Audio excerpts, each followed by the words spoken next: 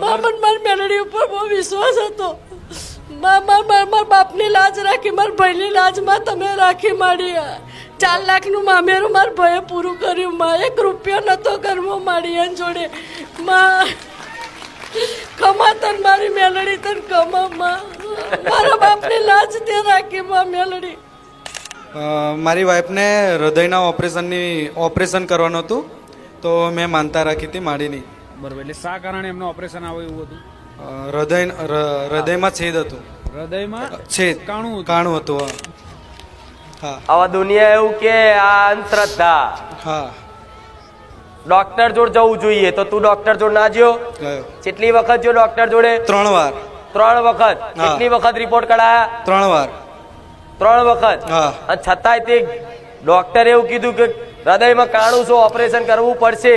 હા. અને ઓપરેશન થિયેટરમાં ગયા.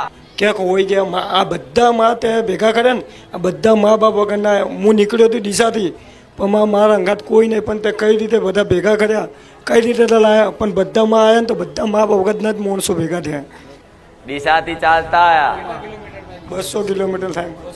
એ બી માં તે 8 દિવસના અંદર લાયા. 5 ચાલતા આવ્યા માં. 5 ના મા બાપ નહીં? કોઈને નહીં માં. તો માતા માં ને બાપ બધું ગણ્યું હોય ને, હા માં. તો પછી માને બાપને કશું કહેવાનું આવતું નહીં.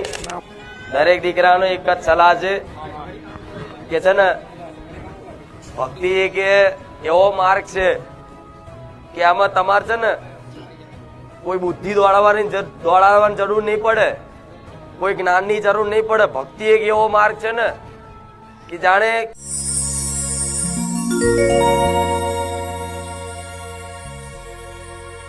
બોલો ખુખાર મેલડી માત કી જય.